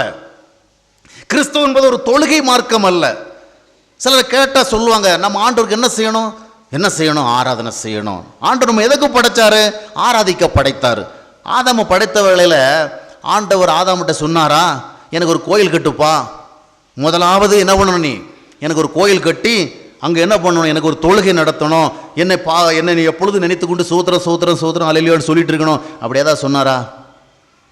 ஆதியில் தேவன் படைத்த பொழுது தேவன் எல்லாவற்றையும் ஆதாமுக்காக படைத்து வைத்து கொண்டு என்ன சொன்னார்னா, இங்கே இருப்பா, எல்லாத்தையும் என்ஜாய் பண்ணு, உனக்காகத்தான் இது எல்லாத்தையும் படைச்சிருக்கேன், எல்லா என்னுடைய படைப்புகள் மேலும் என்ன செய், யூ எக்ஸசைஸ் யுவர் அத்தாரிட்டி, எல்லாத்தையும் ஆண்டுகொள் அப்படி சொல்லி அவளை ஆசீர்வதித்தார் தான் பார்க்குறமே ஒழிய கோயில் கட்டவும் சொல்லலை, கும்பிடவும் சொல்லலை. அதனுடைய அர்த்தம் என்ன? மனிதனை கடவுள் படைத்த படைப்பின் நோக்கம் ஏதோ கடவுளுக்கு தொழுகை செய்கிறதல்ல. தொழுகை தான் ஆண்டவருக்கு தேவையாக இருந்திருந்தால் நம்மை விட சிறப்பாக தொழுகை செய்வதற்கு அவர் அங்கே தூதர்களை வைத்திருக்கிறார். அவர்கள் கோடாகோடியாக கூடி வந்து அவரை துதித்து கொண்டே இருப்பார்கள். சேனைகளின் கர்த்தர் பரிசுத்தர் பரிசுத்தர் பரிசுத்தர் என்று ஓயாமல் சொல்லிக்கொண்டே இருப்பார்கள். அவர்களை விட ஒன்று நாம் சிறப்பாக துதிக்க முடியாது. நாம் எதற்காக படைக்கப்பட்டோம் என்று சொன்னால், அவரோடு வாழ்வதற்காக படைக்கப்பட்டோம். அவரோடு வாழ்வதற்காக படைக்கப்பட்டோம். அவரை அறிவதற்காக படைக்கப்பட்டோம். அவரோடு வாழ்ந்து அவரை நம்முடைய வாழ்வின் மூலமாக வெளிப்படுத்துவதற்கு படைக்கப்பட்டோம். அதுதாங்க உண்மையான ஆராதனை. ஏதோ 2 பாமாலைகளும் 2 கீர்த்தனைகளும் ஒரு பாவறிக்கையும் ஒரு விசுவாச பிரமாணமும் சொல்லிவிட்டு ஒரு தேவ செய்தியும் கேட்டுவிட்டு கடந்து செல்லு விடுவதனால கடவுளுடைய நாமம் மகிமைப்படாது. எனவேதான் இன்றைக்கு ஆராதனைக்கு வருகிற அநேக கிறிஸ்தவ மக்களுடைய வாழ்க்கையில ஒரு சேஞ்சும் இல்லை, ஒரு ரிஃப்ளெக்ஷன் இல்லை. ஏதோ கடவுளுக்காக நாம் ஆராதனை செய்கிறோம், கடவுளுக்காக தொழுகை செய்கிறோம் அப்படி சொல்லிட்டு போயிட்டு இருக்கிறாங்களே ஒழிய வாழ்க்கையில கடவுளை வெளிப்படுத்தவில்லை. இயேசு கிறிஸ்து தம்மை குறித்து கூறுகின்ற பொழுது யோவான் 14ஆம் அத்தியாயத்தினுடைய 9ஆம் வசனத்தை சொல்கிறார், என்னை கண்டவன் பிதாவை கண்டான். இதுதான் கிறிஸ்தவ வாழ்க்கையில ஒவ்வொரு இடத்திலும் காணப்பட வேண்டிய விஷயம். நம்மை பார்க்கின்ற பொழுது அங்கே நாம் மக்கள் யாரை பார்க்க வேண்டும்? கிறிஸ்துவை பார்க்க வேண்டும். ஆராதனை என்றால் என்ன? வேதாகமத்தில் தெளிவான விடைகள் இருக்கின்றது. இன்றைக்கு கிறிஸ்தவர்களுக்கு ஆராதனை என்றால் என்ன? பாடல்கள் பாட வேண்டும், துதிக்க வேண்டும், ஸ்தோத்திரிக்க வேண்டும், விசுவாச பிரமாணம் சொல்ல வேண்டும். எத்தனையோ வருஷமாக விசுவாச பிரமாணம் சொல்லுகிறோம். நாம் எத்தனை பேர் நாம் சொல்லுகிற விசுவாச பிரமாணத்தை உண்மையாகவே விசுவாசித்து அந்த விசுவாசத்தின்படி செயல்படுகிறோம்? கிரியைகள் இல்லாத விசுவாசம், நீங்களே சொல்லிட்டீங்க. விசுவாசிக்கிறது எதுக்காக? நான் சொல்கிறேன், இந்த உட்காந்துருக்கிறாரு ஃப்ரண்ட் லைனில், ஃப்ரண்ட் சேரில் உட்காந்துருக்காரு, ரொம்ப தங்கமானவர், ரொம்ப நல்லவர். அவரை நம்பி நீங்கள் வேணால் 5 கோடி ரூபாய் கூட கடன் கொடுக்கலாம், அப்படியே திருப்பி கொடுத்துருவார் அப்படின்னு நான் ரொம்ப விசுவாசத்தோடு சொல்கிறேன். அவர் மறுநாள் வந்து கேட்குறாரு, ஒரு 500 ரூபா கொடுங்க, ரொம்ப அவசரமாக இருக்குதுன்னு. ஆனால் என் கையில் பாக்கெட்டில் 5 லட்சம் ரூபா இருந்து நான் கொடுக்க மாட்டேன். ஆனால் எல்லாருக்கிட்டையும் என்ன சொல்கிறேன், அவர் ரொம்ப தங்கமானவருங்க, 5 கோடி ரூபாய் கூட கண்ணை மூடிக்கிட்டு அவருக்கு நீங்கள் என்ன செய்யலாம், கொடுக்கலாம். அவர் சொன்ன நேரத்துக்கு கரெக்டாக திருப்பி கொடுத்துருவோம். ஆனால் நான் என்ன செய்கிறதில்ல, 500 ரூபா கொடுக்க மாட்டேன், 50 ரூபாய் கொடுக்க மாட்டேன். அப்போ என்னுடைய விசுவாசத்துக்கு என்ன விளைவு இருக்குது? நோ யூஸ் இல்லையா? வார்த்தையில் தான் சொல்லிட்டு இருக்கிறேன் ஒழிய செயல்பாடுகள் இல்லை. நாம் விசுவாச பிரமாணம் எதற்காக சொல்லுகிறோம் என்றால், நாம் விசுவாசித்ததை நம்முடைய வாழ்க்கையில் செயல்படுத்துவதற்காகத்தான். பாவ அறிக்கை செய்கிறோம். நான் அடிக்கடி சொல்லுவேன், கிறிஸ்தவ ஆலயங்கள் எல்லாம் பாவ அறிக்கை செய்கிறவங்க எல்லாம், அந்த பாவ அறிக்கை செய்கிறவங்கள ஒரு 10ல் 1% உண்மையிலேயே பாவத்தை உணர்ந்து அறிக்கை செய்திருந்தா இந்தியா இன்றைக்கு கிறிஸ்தவ நாடாக மாறி இருக்கும். இந்தியா இன்றைக்கு கிறிஸ்தவ நாடாக மாறி இருக்கும். கிறிஸ்தவ நாடாக மாற வேண்டும் என்கிற கனவல்ல, நான் மாறி இருக்கும். இந்த 10ல் 1% உண்மையிலேயே பாவத்தை உணர்ந்து அறிக்கையிட்டிருந்தால் பரிசுத்தவான்களுடைய எண்ணிக்கை தேசத்தில் பெருகி இருக்கும். ஆலயங்களுக்கு வருகிறவருடைய எண்ணிக்கையில பெரும்பான்மை பரிசுத்தலாக இருப்பார்கள். அந்த பரிசுத்தத்தினுடைய தாக்கம் சமுதாயத்தை மாற்றி இருக்கும். ஆனால் கடமைக்காக பாவரைக்கை செய்கிறோம். வாராவாரம் வந்து தப்பிப்போன ஆடுகளைப் போல நாங்கள் உம்முடைய சமூகத்தை விட்டு விலகி அலைந்து திரிந்தோம். எங்களுக்கு என்ன கிடையாது? அதை மட்டும் கரெக்டாக சொல்கிறோம். எங்களுக்கு இளைப்பாறுதலே, இது சந்தேகமில்லாத உண்மை. ஆனால் என்ன பண்ணுறோம்? வார ஆலயத்தில் வந்து நாங்கள் தப்பி போன ஆடுகளைப் போல இருக்கிறோம். எங்களுக்கு இளைப்பாறுதலே இல்லை. அடுத்த வாரம் அதுதான். இப்படியே இளைப்பாறுதல் இல்லை, இளைப்பாறுதல் இல்லை, இல்லை இளைப்பாறுதல் இல்லைன்னு சொல்லிட்டு கடைசியில் எங்கே போய் சேர முடியும்? இளைப்பாறுதலை கொடுக்க முடியாத இடத்துக்கு தான் போய் சேர முடியும். ஆனால் நம்ம செத்து போயிட்ட பிறகு நமக்கு கல்லறை எழுத இவர் கர்த்தருக்குள் நித்திரை அடைந்தார். அஞ்சலி கூட்டம் நடத்துகிறவள சொல்லுவாங்க, இப்படி கர்த்தருடைய இளைப்பாறுதலுக்குள்ளாக செல்லுகிறாங்க. வாழ்நாள் முழுதும் இளைப்பாறுதல் இல்லை இல்லைன்னு அறிக்கையிட்டு விட்டு அங்கே போய் மட்டும் எங்கே இளைப்பாறுதல் கிடைக்கும்? இந்த உலகத்தில் வாழ்கிறவர்களே இயேசுராஜர் என்ன சொன்னால், வருத்தப்பட்டு பாரம் சுமக்கிறவர்களே என்னிடத்துல வாருங்கள், நான் உங்களுக்கு இளைப்பாறுதல் தருகிறேன். அந்த இளைப்பாறுதல் இங்கே என்ன செய்யணும்? ஆமாம், இந்த வாரம் இளைப்பாறுதல் இல்லைன்னு அறிக்கையிட்டா அடுத்த வாரம் ஆண்டவரே போன வாரம் இளைப்பாறுதல் இல்லை என்று அறிக்கையிட்ட இந்த வாரம் எனக்கு இளைப்பாறுதல் இருக்குது அப்படின்னு அறிக்கையிடணுங்க. அல்லேலூயா. எல்லாம் ஒரு சடங்குகளாக மாறி போய்விட்டது. எல்லாம் சம்பிரதாயங்களாக மாறிவிட்டது. பூஜை முறைகளாக மாறிவிட்டது. தொழுகை முறைகளாக மாறிவிட்டது. அதுவல்ல உண்மையான ஆன்மீகம் என்பது. அதுவல்ல. விசுவாசித்ததை நாம் என்ன செய்ய வேண்டும்? செயல்படுத்த வேண்டும்.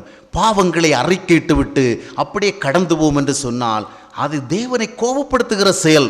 ஒரு டாக்டர் கிட்ட ஒரு வியாதியஸ்தன் வருகிறான்.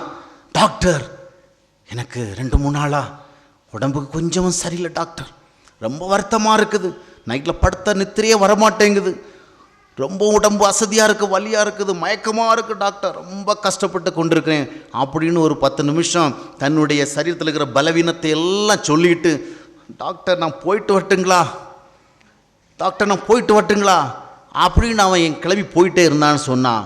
மறுபடியும் அடுத்த முறையும் வரான், வந்துட்டு இந்த கதையெல்லாம் சொல்கிறான், மறுபடியும் போயிடுறான். இப்போ அந்த டாக்டர் இவனை பற்றி என்ன நினைப்பார்?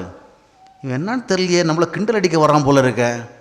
வாரம் வரான், அங்கே வலிக்குதுங்கிறான், இங்கே வலிக்குதுங்கிறான், எலும்பு முடியலுங்கிறான், உட்கார முடியலுங்கிறான், நான் படுத்தா தூக்கம் வரமாட்டேங்குதான், அசதிங்கிறான், மயக்கங்கிறான். நான் ஏதாவது அவனுக்கு பண்ணலாம்னா அதுக்குள்ளே டாக்டர் வரேன்னு சொல்லி போயிட்டே இருக்கிறான். வாரம் வந்து நோயை பற்றி சொல்லிட்டு ஒரு காலம் நோயிலிருந்து விடுதலை அடைவதற்கு நான் ஒன்றும் செய்கிறதுக்கு வாய்ப்பு தர மாட்டேங்கிறானே, இவன் நம்மளை என்ன போக கிண்டல் பண்ணிகிட்டு இருக்கான் போல இருக்க அப்படித்தானே நினைப்பார் டாக்டர். நீங்கள் என்ன சொல்கிறீங்க? ஒரு பேஷண்ட் இந்த மாதிரி போய் டாக்டர் சொல்லிவிட்டு மருந்து வாங்காமல் போனால் அவருக்கு இந்த மாதிரி எண்ணம் வந்தால் நம்முடைய ஆண்டவருக்கு எவ்விதமாக நம்ம எண்ணம் வரும்?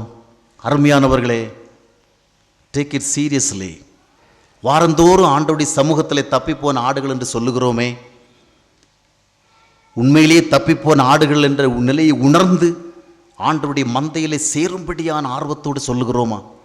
இளைப்பாறுதல் இல்லை என்று சொல்லுகிறோமே, உண்மையான இளைப்பாறுதலை பெற்றுக்கொள்வதற்காக சொல்லுகிறோமா? இல்லை கடமைக்காக சொல்லுகிறோமா? கடமைக்காக அல்ல ஆன்மீகம், ஒரு செயல்பாடுடைய தான் ஆன்மீகம். அல்லேலூயா. ஆக ஆண்டவருக்காக ஏதோ ஆராதனைகளை செய்வதல்ல, ஏதோ தொழுகைகளை செய்வதல்ல, ஆண்டவரோடு நாம் வாழ வேண்டும், ஆண்டவருடைய வார்த்தைகளின்படி வாழ வேண்டும். அப்படி வாழுகின்ற பொழுதுதான் நம்முடைய இருதயத்தில் இருக்கின்ற தேவையற்ற பயங்களை எல்லாம் தேவன் எடுத்து போட்டுவிட்டு தேவையான பயத்தை நமக்குள் வைத்து நம்மை ஆசீர்வதிப்பார். அல்லேலூயா. ஆக பயப்பட வேண்டிய இடத்திற்கு நாம் பயப்பட வேண்டும், பயப்படக்கூடாத இடத்திற்கு பயப்படக்கூடாது. ஆனாலும் நம்முடைய வாழ்விலே அவ்வப்பொழுது பயம் நம்மை ஆட்டி படைக்கிறது. அதற்கு காரணங்கள் என்ன, எப்படி நம்முடைய வாழ்விலே பயம் வருகிறது என்பதை குறித்து சில காரியங்களை மட்டும் நாம் பார்ப்போம். ஆதியாகமம் 3ஆம் அத்தியாயத்தினுடைய 8வது வசனத்தை நீங்கள் வாசித்து பார்க்கும் பொழுது அங்கே தேவன் வருகிறார், தேவ சத்தம் கேட்கிறது, ஆதாமே நீ எங்கே இருக்கிறாய் என்று அங்கே ஒரு சத்தம் வருகிறது. ஆதாம் என்ன சொல்லுகிறான்? ஆண்டவரே நான் மரத்துக்கு பின்னால மறைஞ்சிட்டு இருக்கிறேன். ஏன் மறைஞ்சிட்டு இருக்கிற? உம்முடைய சத்தத்தை கேட்டவுடனே எனக்கு என்ன வந்துச்சு? பயம் வந்துச்சு. பாருங்க, ஆதாமே எங்கே இருக்கிறாய் என்கிற சத்தம் முதல் முறையாக தொனிக்கிற சத்தம் அல்ல, ஏற்கனவே பல முறை தொனித்த சத்தம் தான். ஆதாமை படைத்த தேவன் தான் அவனிடத்தில் வருகிறார். அப்படி என்றால் ஆதாமை எங்கே இருக்கிறாய் என்று கேட்ட உடனே ஆண்டவரே நான் இங்கே இருக்கிறேன் அப்படின்னு சந்தோஷமா ஓடி போனோம் இல்லையா? அப்பா வெளியே இருந்து உள்ளே வந்து டே எங்கடா இருக்கிற அப்படின்னு சொன்னால் பையன் ஓடி என்ன செய்யணும், அப்பா வந்துட்டாரு அப்படி சந்தோஷமாக என்ன செய்யணும், அப்பாவை கட்டி பிடிச்சிட்டு அவன் சந்தோஷப்படணும். ஆனால் அப்பா வருகிறான்னு பார்த்த உடனே பையன் ஓடி ஒழிக்கிறான்னு என்ன அர்த்தம்? ஏதோ தப்பு பண்ணிட்டான் இல்லையா? தவறான வாழ்க்கைகளில் நாம் வாழ்ந்தோம் என்றால், தப்பிதமான காரியங்களை செய்தோம் என்று சொன்னால் தேவ சமூகமே நம்மை பயப்படுத்தும். நம்மை மகிழ்விக்க வேண்டிய தேவ சமூகமே நம்மை பயப்படுத்தி கொண்டிருக்கும். நான் சின்ன வயசில் இருக்கிறவள்ள எங்கள் வீட்டில எல்லாம் இந்த காலத்து பிள்ளைங்களுக்கு கொடுக்குற மாதிரி நிறைய பாக்கெட் மணி எல்லாம் தரமாட்டாங்க. இந்த காலத்தில் நிறைய கொடுக்குறாங்க. அந்த காலத்தில் எங்களுக்கு அந்த மாதிரி எதுவுமே தரமாட்டாங்க. அதனால் நாங்கள் வேறு ஏதாவது வழியில் தான் கொஞ்சம் பாக்கெட்டில் மணி வைக்கிறதுக்கு வழியை தேடணும். அதனால் ஏதாவது பொருள் வாங்க கொடுத்தா என்ன பண்ணிடுவோம், 10 ரூபா கொடுத்து வாங்க சொன்னால் 1 ரூபா தசம பாகம் எடுத்துருவோம். அப்போ எனக்கு எங்கள் வீட்டு பக்கத்தில் ஒரு பாட்டி இருந்தாங்க, அவங்க இப்போ செத்து போயிட்டாங்க. அந்த பாட்டி வீட்டில் என்ன மாதிரி சின்ன பசங்க யாரும் கிடையாது. அப்போ என்ன பண்ணுவாங்கன்னா என்கிட்ட வந்து ஏதாவது பொருள் வாங்கி தர சொல்லுவாங்க. நான் என்ன பண்ணுவேன், நமக்கு தான் வீட்டில் பாக்கெட் பண்ணி தர மாட்டேங்கிறாங்களே, அதனால் பாட்டிக்கிட்ட நேரடியாக தசமமாக வாங்கவும் மறைமுகமாக என்ன பண்ணிடுவேன், அவங்க ஏதாவது ஒரு பொருள் வாங்க சொன்னால் அதில் கொஞ்சம் கமிஷன் அடிச்சிடுவேன். அன்றைக்கி அவங்க என்ன பண்ணாங்கன்னு சொன்னால், அவங்க ஒரு ஆடு வளர்த்துக்குறாங்க. அந்த ஆட்டுக்கு என்ன சொன்னால் புண்ணாக்கு வாங்கிட்டு வர சொன்னாங்க. நான் பின்னாக்கு வாங்க போகிறேங்க, நான் கொஞ்சத்தை கமிஷன் அடிச்சிட்டேன். கமிஷன் அடித்து என் பாக்கெட்டில் வச்சுட்டு பொருளையும் கொடுத்துட்டேன். பொருளை கொடுத்த பிறகு தான் என் மைண்டுக்கு ஒன்று ஓடி வருது, பாட்டி வீட்டில் தராசு உண்டு. அப்போ வாங்கி கொடுத்த பிறகு தான் எனக்கு யோசனை வருது, நான் வேற காசை கமிஷன் அடிச்சிட்டேன், பாட்டி வேற வீட்டில் தராசு வச்சுருக்குறாங்களே, அதை வெயிட்டு போட்டு பார்த்தாங்கன்னா விவரம் தெரிஞ்சிடுமே. ஐயோ பாட்டி வெயிட்டு போட்டு பார்ப்பாங்களா இல்லை பார்க்காமலே உபயோகிப்பாங்களா அப்படின்னு ஒரே கேள்வியில் இருக்கிறவள்ள திடீர்னு பாட்டி வீட்டுக்கு வெளியே வராங்க. வெளியே வந்த உடனே என்ன தேடுறாங்க, அவங்கள பார்த்த உடனே நான் ஓடி ஒளிகிறேன். கொஞ்ச நேரத்துக்கு ஒரு எங்கள் அம்மா வந்தாங்க, ரொம்ப நேரமாக ஒன்று அந்த பாட்டி தேடிக்கிட்டே இருக்கிறாங்கடா அப்படின்னாங்க. எனக்கு அவ்வளோதான் அடிவேறு கலங்கிச்சு. தராசில் வெயிட் போட்டு பார்த்துட்டாங்க போல இருக்குது, விவரம் தெரிஞ்சு போச்சுது. இப்போ என்ன சொல்கிறது, கேட்பாங்களே எந்த கடையிலடா வாங்கினேன், அந்த கடைக்கு என்ன அழைச்சிட்டு போ, நான் கேட்குறேன்னு சொல்லுவாங்களே, இப்போ பெரிய பிரச்சனை ஆகிடும்னு நான் அன்னைக்கு முழுதும் ஓடி ஒழிஞ்சிக்கிட்டே இருக்கிறேன். பகல் முழுதும் எனக்கு இளைப்பாறுதலே கிடையாது. பாட்டி என்ன தேடி வருகிறாங்கன்னு தூரத்துலேருந்து பார்த்த உடனே நான் ஓடி ஒளிஞ்சுக்கிறது. எங்கள் அம்மா சொல்கிறான், என்னங்கடா நீ பண்ணுற, பகல் முழுசும் அந்த பாட்டி தேடிட்டே இருக்கிறாங்க, நீ எங்கடா ஓடி ஒளிகிற, இல்லை நான் அங்கே விளையாட போயிட்டேன் இங்கே விளையாட போயிட்டு. நான் அப்புறம் சாயங்காலம் எங்கள் வீட்டுக்கு வரேன், அந்த பாட்டி பகல் முழுசாக உன்னை தேடி வந்து உன்னை பார்க்க முடியும்னு சொல்லிட்டு உனக்கு என்ன கொஞ்சம் பலகாரம் கொடுத்துருக்காங்கடா, அதை உனக்கு கொடுத்துட்டு போயிருக்கிறாங்க. அடப்பாவம், இதுவா வரும், இது தெரிஞ்சால் நாள் முழுவதும் நான் இப்படி ஓடி ஒழிச்சிருக்கணுமா, இளைப்பாறுதலே இல்லாமல் தப்பிப்போன ஆட்டை போல் நான் அலைய வேண்டி வந்திருக்குமா? பாருங்கள், பாட்டி வந்து தராசில் விட வெயிட் போட்டு பார்க்கல, நான் ஏதோ ஒரு பொருளை வாங்கி கொடுத்தனே, நமக்கு ஏதாவது கொடுத்து உற்சாகப்படுத்தணுங்கிறதுக்காக அவங்க எதையோ பலகாரம் கொண்டு வந்திருக்கிறாங்க. ஆனால் எனக்கு பயம். காரணம் என்ன, தப்பு பண்ணியிருக்கோம் இல்லையா? ஆக நம்முடைய வாழ்க்கையிலே தவறுகள் இருந்தால், நம்முடைய வாழ்விலே குற்றங்கள் இருந்தால், குறைவுகள் இருந்தால், அது தேவ சமூகத்தை நினைத்து பயப்படும். நம்மை மகிழ்விக்க வேண்டிய தேவ சமூகமே நம்ம என்ன செய்யும், பயப்படுத்தும். தேவனுடைய வார்த்தைகளை விட்டு விலகி போன காரணத்தினாலே ஆதாமும் ஏவாளும் பயந்து போய் மரங்களுக்கு பின்னாலே மறைய நேர்ந்தது. ஆண்டவருடைய அன்பின் குரல் தொனிக்கின்ற பொழுது அந்த அன்பின் குரலை கேட்டு ஓடி வருவதற்கு பதிலாக ஓடி ஒளிய நேர்ந்தது. ஆக தேவனுடைய வார்த்தைகளை விட்டு விலகி வாழுகிற பொழுது பயம் நம்மை ஆட்கொள்ளும். தவறை இழைத்து விடுவது மிக எளிதான காரியம், குற்றங்களை புரிந்து விடுவது எளிதான காரியம். ஆனால் அதற்கு பின் வருகிற குற்ற உணர்வு இருக்கிறது பாருங்கள், கில்ட்டி கான்சைன்ஸ், அது நம்மை பயப்படுத்தி கொண்டே இருக்கும். அதற்கு பிறகு நிகழ்கிற ஒவ்வொரு நிகழ்வையும் இது அதனால் தான் நிகழ்ந்திருக்குமோ, இதனால் தான் நிகழ்ந்திருக்குமோ என்று நம்மை எண்ண தூண்டி பயப்படுத்தி கொண்டே இருக்கும். எனவே தான் தேவனுக்கு முன்பாக தேவனுக்கு பயப்படுகின்ற ஒரு வாழ்க்கையை வாழ வேண்டும். சில நேரங்களில் நம்முடைய வாழ்க்கையில் வருகிற இன்னொரு பயத்தை குறித்து கூட நான் உங்களுக்கு பகிர்ந்து கொள்ள விரும்புகிறேன். அது ஊகங்களின் அடிப்படையிலான பயம், ஒரு ரைட் அண்டர்ஸ்டாண்டிங் இல்லாததனுடைய விளைவாக. உதாரணமாக ஆதியாகமம் 12ஆம் அத்தியாயத்தில் வாசித்து பார்க்கும் பொழுது, தேவனாலே விசேஷமான ஒரு திட்டத்திற்கென்று ஆபிரகாம் வரவழைக்கப்பட்டு அந்த கானான் தேசத்தில் தங்கி கொண்டிருக்கிறான். திடீரென பஞ்சம் வருகிறது. பஞ்சம் வந்த உடனே எல்லாரும் சிந்திக்கிறது போல அந்த ஆபிரகாமும் சிந்திக்கிறான். ஐயோ, நாட்டில் பஞ்சம் வந்துச்சு, சாப்பிட்றதுக்கு வழியெல்லாம் போயிடுமே, என்ன செய்கிறது ஏது செய்கிறதுன்னு சொல்லிட்டு குழம்பி போய் என்ன செய்கிறான்னா, பயந்து போய் எகிப்தை நோக்கி போகிறான்.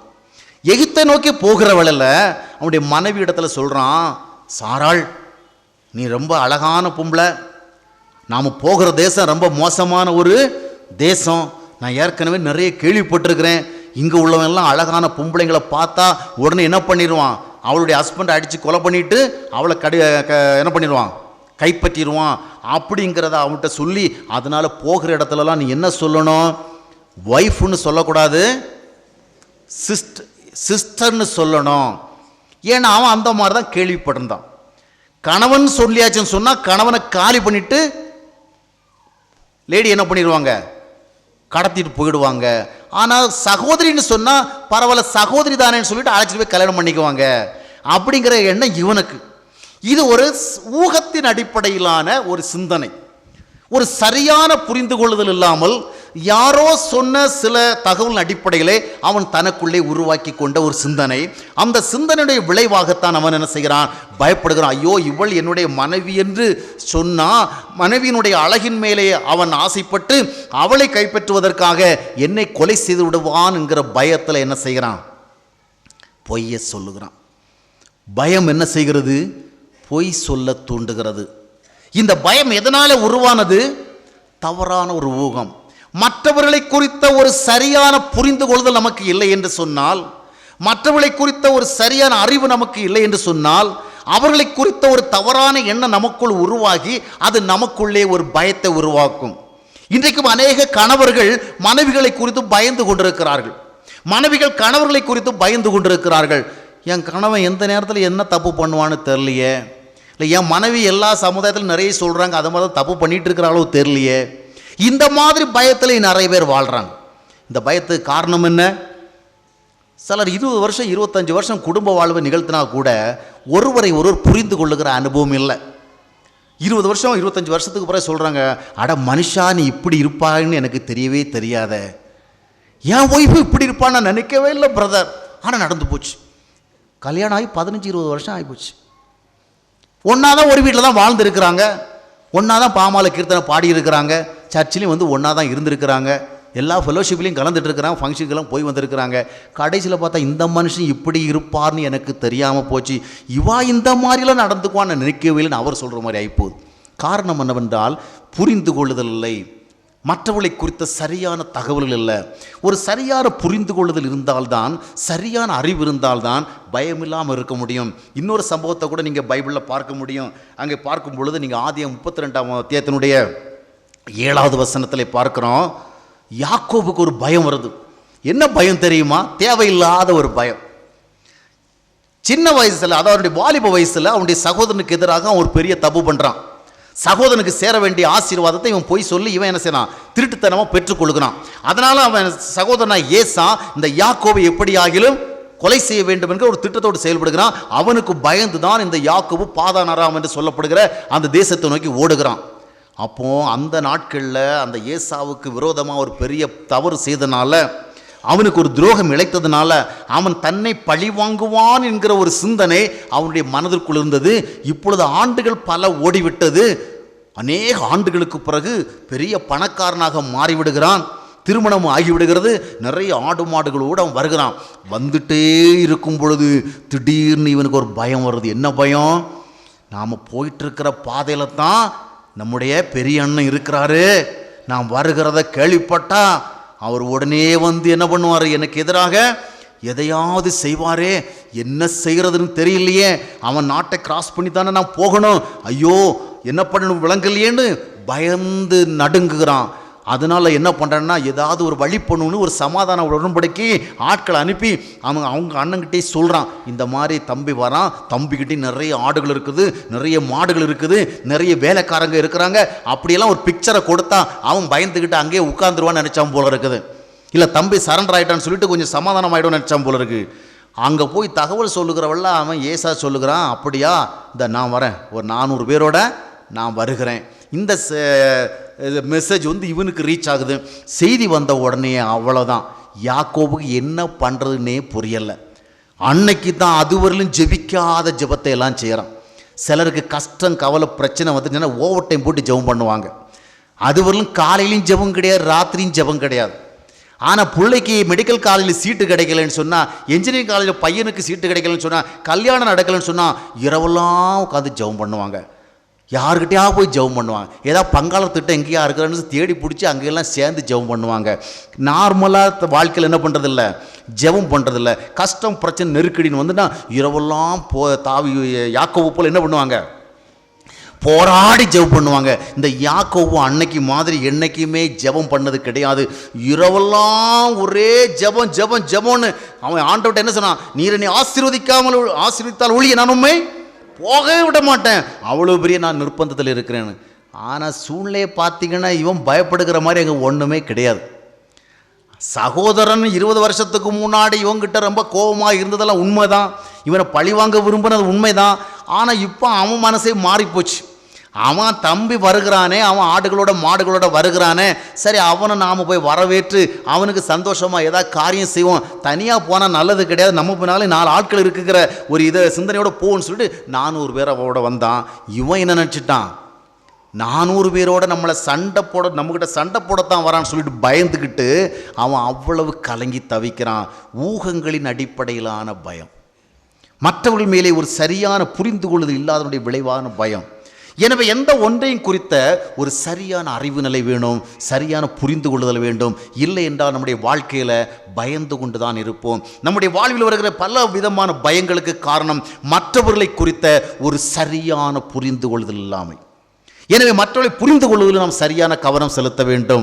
அநேகருக்கு கடவுளை குறித்த பயம் கூட அப்படித்தான், கடவுளை குறித்த ஒரு சரியான புரிந்து கொள்ளுதல் இல்லை. அந்த புரிந்து கொள்ளுதல் இல்லாத காரணத்தினால்தான் எதற்கெடுத்தாலும் கடவுள் அப்படி செய்து விடுவாரோ இப்படி செய்து விடுவாரோ, நான் காலையிலே ஜெபம் பண்ணாமல் வெளியே வந்து விட்டேன், அதனால் எங்கேயாவது கால் உடைந்து விடுமோ, கை உடைந்து விடுமோ, வாகனம் எங்காவது ஏதாவது விபத்தில் சிக்கி விடுமோ, இவ்விதமாக எல்லாம் பயப்படுவார்கள். இந்த பயத்திற்கெல்லாம் அடிப்படை காரணம் என்னவென்றால் ஒரு சரியான புரிந்து கொள்ளுதல் இல்லாமல். தேவனோடு சரியான ஒரு ஐக்கியத்தை நாம் உருவாக்கி கொள்ள வேண்டும். தேவ உறவுடன் நாம் வாழ வேண்டும். அந்த தேவ உறவுடன் வாழுகின்ற பொழுது ஊகங்களின் அடிப்படையிலான பயத்திற்கெல்லாம் அவசியம் இல்லை. புரிந்து கொள்ளுதல் இல்லாத விளைவாக ஏற்படுகிற பயத்திற்கெல்லாம் நாம் அடிமையாக வேண்டிய அவசியம் இல்லை. ஆண்டவரோடு ஒரு சரியான ஐக்கியத்தை உருவாக்கி கொள்ள வேண்டும். அவ்விதமான ஒரு ஐக்கியத்தை ஆபிரகாம் தன்னுடைய வாழ்க்கையில் உருவாக்கி இருந்தான். ஆபிரகாம் என்பவன் தேவனோடு ஒரு நெருங்கின தொடர்புடைய ஒரு மனிதனாக இருந்தான். தேவனுடைய திட்டத்திற்கு தன்னை ஒப்பு கொடுத்து வாழ்கிற மனிதனாக இருந்தான். அப்படி வாழ்ந்து கொண்டிருந்த பொழுது ஆபிரகாமுடைய வாழ்க்கையிலும் பயம் வந்தது. ஆதியாகமம் 15ஆம் அத்தியாயத்தை வாஸ்து பார்க்கும் பொழுது 1ஆம் வசனத்தில் தேவன் வந்து ஆபிரகாமிடத்தில் பேசுகிறார், ஆபிரகாமே பயப்படாதே, நான் உனக்கு கேடகமும் மகாபரிய பலனுமாக இருக்கிறேன். அதனுடைய அர்த்தம் என்ன? ஆபிரகாமுக்கும் பயம் வந்திருக்கிறது. இப்பொழுது ஆபிரகாமுக்கு வந்த பயம் எதனால? சூழ்நிலைகள் விளைவான பயம்.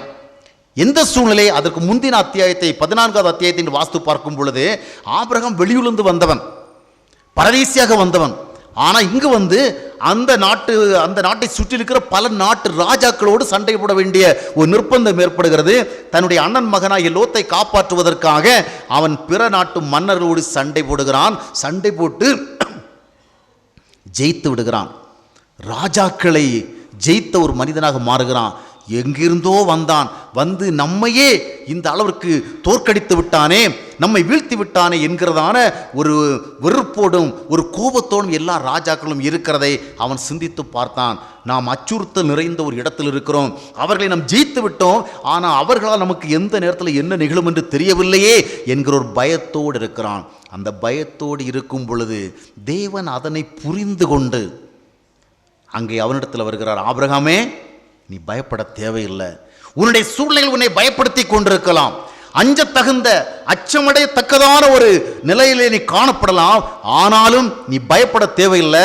நான் உனக்கு யாராக இருக்கிறேன்? கேடகமாக இருக்கிறேன். அருமையானவர்களே, ஆண்டவருடைய திட்டத்துக்குள் நாம் இருப்போம் என்று சொன்னால் நம்முடைய இருதயத்தில் எந்த நேரம் எதனால் பயம் ஏற்படுகிறதோ அந்த நேரத்தில் ஆண்டவர் நம்மிடத்தில் வந்து பயப்படாது என்று சொல்லுவதற்கு உண்மையுள்ள ஒரு ஆண்டவராக இருக்கிறார். அல்லேலூயா. கொரிந்து என்று சொல்லப்படுகிற பட்டணத்திற்கு அப்போஸ்தலனாகிய பவுல் ஊழியம் செய்வதற்காக சென்ற பொழுது கடுமையான எதிர்ப்புகள், ஊழியமை செய்ய முடியாத ஒரு நிலைமை ஏற்படுகிறது. அப்பொழுது முடிவு செய்கிறான், போதும் இந்த ஊரில் ஊழியம் செய்து போய்விடுவோம் என்று சொல்லி முடிவெடுத்துக் கொண்டு இரவிலே படுத்து கிடக்கிறான். அந்த நித்திரை செய்து கொண்டிருக்கின்ற பொழுது ஆண்டவர் இடத்தில் வந்து சொல்லுகிறார். 1 கொரிந்தியர் 18ஆம் அத்தியாயத்தினுடைய 11ஆம் வசனத்தை வாஸ்து பார்க்கும் பொழுது, பவுலே பயப்படாதே, நான் உன்னோடு இருக்கிறேன். இதுதாங்க ஆன்மீகம். வாழ்க்கையினுடைய சூழ்நிலைகள் நம்மை அச்சுறுத்துகின்ற பொழுது, ஏதேதோ காரியங்களை குறித்த எண்ணங்கள் நம்மை பயப்படுத்தி கொண்டிருக்கின்ற பொழுது, நாம் வாழ்ந்து கொண்டிருக்கிற சூழ்நிலைக்கு மத்தியிலே நம்முடைய இருதயத்தோடு ஒரு கலக்கம் வருகின்ற பொழுது நம்மளை ஓடோடி வந்து நீ பயப்படாதே என்று சொல்லுகின்ற அளவிற்கு நமக்கு ஒரு தெளிவான தேவ உறவு அவசியம். வேறு யாரும் நமக்கு விதமான ஒரு தைரியத்தை, நம்பிக்கையை கொடுக்க முடியாது. கண்கலங்காமல் பார்த்துக் கொள்கிற கணவன் இருக்கலாம், உயிரை போல நேசிக்கிற மனைவி இருக்கலாம், உயிர் கொடுப்பதற்கு ஆயத்தமான நண்பர்கள் இருக்கலாம். ஆனால் நம்முடைய இருதயத்திலே எப்பொழுது எதனால் பயம் ஏற்படுகிறதோ, எப்பொழுது எதனால் கலக்கம் ஏற்படுகிறதோ, அதையெல்லாம் வந்து பார்த்து அறிந்து நமக்கு யாரும் உதவி செய்ய முடியாது. தேவன் தான் நமக்கு, he is our very present help. அவர் தான் நமக்கு எந்த நேரத்திலும் துணை நிற்கிற ஒரு ஆண்டவர். அந்த பவுலுடைய இருதயம் கலங்குகிறது என்பதை அறிந்த உடனேயே ஆண்டவர் ஓடோடி வந்து அவனுக்கு நம்பிக்கை கூறுகிறார். ஆபிரகாம் சூழ்நிலையுடைய விளைவாக பயந்து கொண்டிருக்கிறான். ராஜாக்களினாலே எந்த நேரத்திலும் தனக்கு ஒரு ஆபத்து நேரிடலாம் என்கிற அச்சத்தோடு இருந்த பொழுது தேவன் அவனுடைய பயத்தை அகற்றுகிறார். ஆபிரகாம் பயப்பட தேவையில்லை. ஏனென்றால் ஆபிரகாம் தேவனுடைய திட்டத்தில் இருந்தான். he was in the plan of God. கடவுளுடைய திட்டத்தில் இருந்தான். கடவுளுடைய திட்டத்தை நிறைவேற்றுவதற்காக இருந்தான். அருமையாளர், நாமும் ஆண்டவருடைய திட்டத்தில் இருக்க வேண்டும்.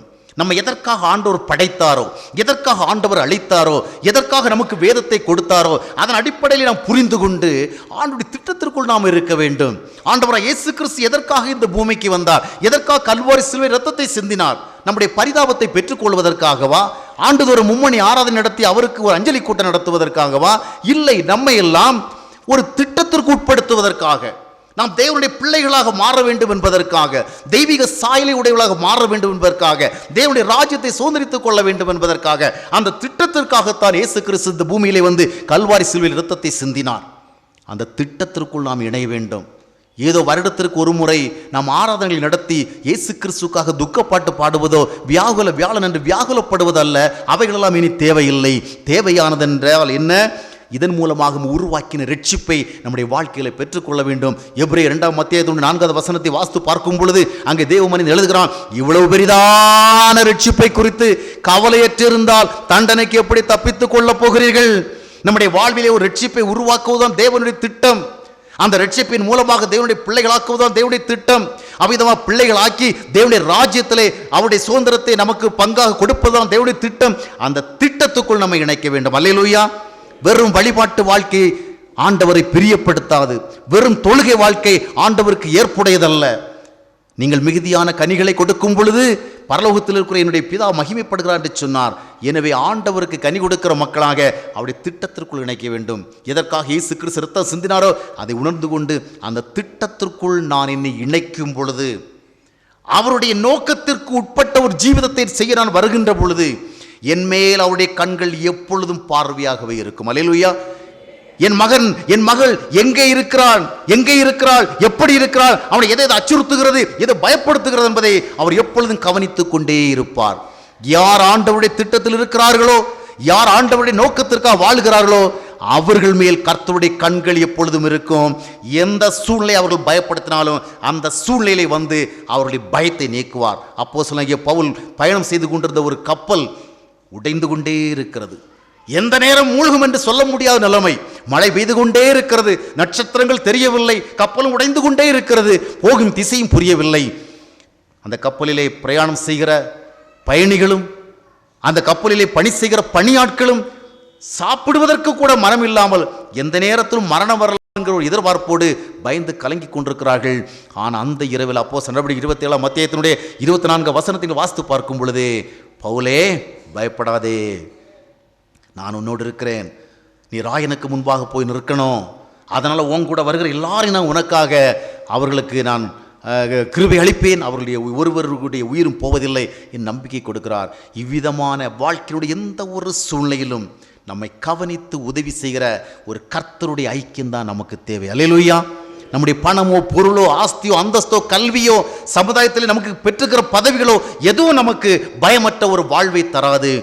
தேவனுடைய திட்டத்திற்குள் வாழ்கின்ற பொழுது, தேவனுடைய ஐக்கியத்தில் வாழ்கின்ற பொழுது, தேவனுடைய உறவோடு வாழ்கின்ற பொழுது, நான் எங்கே இருந்தாலும் ஆண்டவருக்கு தெரியும் நான் எங்கே இருக்கிறேன் என்று. நான் எப்படி இருக்கிறேனோ அப்படியே ஆண்டவர் அறிந்து கொள்வார். எந்த நேரத்தில் எனக்கு என்ன தேவையோ அதை அவர் செய்வார். பயப்படாதே மகனே, பயப்படாதே மகளே, நான் உன்னோடு இருக்கிறேன் என்று அவருடைய இருதயத்திலே சொல்லுகிற பொழுது எல்லா பயமும் போய்விடும். அல்லேலூயா. எல்லா பயமும் போய்விடும். உலகத்தில் நம்ம யாரும் பயப்படுத்த முடியாது. பயப்படாத ஒரு வாழ்க்கை ஆண்டவர் தருகிறார். புரிந்து கொள்ளும், தேவனுக்கு பயந்து வாழுகின்ற ஒரு வாழ்வு அவசியம்.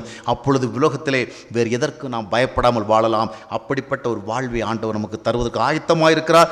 அதற்கு தேவையாகத்தான் தேவ திட்டத்திற்குள் நாம் இணைந்து கொள்ள வேண்டும், தேவனுடைய ஐக்கியத்திற்கு நாம் இணைந்து கொள்ள வேண்டும். அவ்விதமான ஒரு வாழ்க்கைக்கு நம்மை அர்ப்பணிப்போம். ஆண்டவர் நம்மோடு இருந்து வாழ்விலேயே வருகிற எல்லா சூழ்நிலை மத்தியிலும் நமக்கு பயமற்ற இருதயத்தை தந்து நம்மை வழி நடத்துவார். கர்த்தர் தாமே நம்மை ஆசீர்வதிப்பாராக. நம் கண்களை மூடி ஜெபித்து ஆண்டவருக்கு நம்மை ஒப்புக் கொடுக்கலாம்.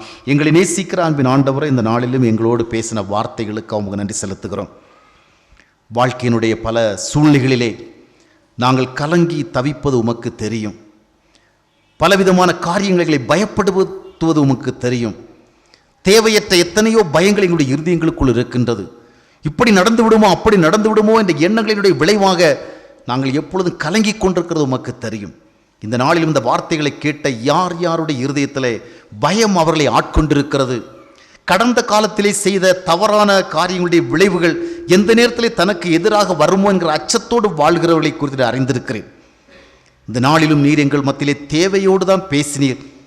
நீர் எங்களோடு பகிர்ந்து கொண்ட வார்த்தைகள் இங்கு இருக்கிற அநேகருக்கு அவசியம் என்பதை அறிந்திருந்தீர். யார் யாருக்கு அந்த வார்த்தைகள் தேவையோ அவர்கள் அந்த வார்த்தையை உபயோகப்படுத்திக் கொள்ள அந்த காலைகளை கர்த்தர் உதவி செய்வீராக. உமக்கு பயப்படுகிற பயத்தை நாங்கள் எங்களுடைய உள்ளத்துக்குள் வைத்துக் கொண்டிருக்கும் பொழுது, உம்முடைய திட்டத்திற்குள் எங்களை இணைத்துக் கொண்டு நாங்கள் வாழ்கின்ற பொழுது, எங்களுடைய வாழ்வினுடைய எந்த சூழ்நிலைகளிலும் நாங்கள் பயப்பட தேவையில்லை என்று சொன்னேன். உம்மோடு இணைத்துக் கொள்ள எங்கள் ஒவ்வொருவருக்கும் உதவி செய்யும். இந்த வார்த்தைகளை கேட்ட ஒவ்வொருவரும் வெறுமனே ஒரு வழிபாட்டின் வாழ்க்கையை தொடராமல் உம்முடைய வழிகளில் நடந்து, உம்முடைய திட்டத்தில் இணைந்து, உமக்கு பிரியமான ஒரு வாழ்க்கையை வாழ்ந்து, இந்த உலகத்தில் வாழ்கிற நாள் வரையிலும் அச்சமற்ற ஒரு வாழ்க்கையை, பயமற்ற ஒரு வாழ்க்கையை தைரியமாக வாழ்வதற்கு ஆண்டவர் உதவி செய்யும். இந்த காலைகளிலும் அநேகருடைய இருதயங்களில் இருக்கின்ற எல்லா பயத்தையும் கலக்கங்களையும் எதிர்காலத்தை குறித்த அச்சத்தையும் ஆண்டவர் முற்றிலுமாக எடுத்து போடுவீராக.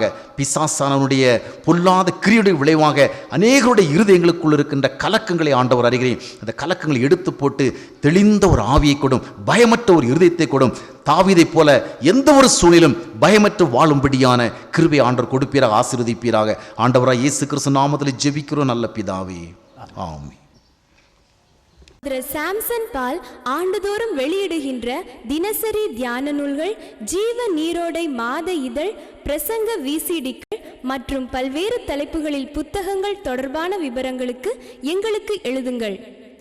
தொடர்பு முகவரி: சகோதரர் சாம்சன் பால், 126 முத்தைய முதலியார் வீதி, பாண்டிச்சேரி 605003, இந்தியா.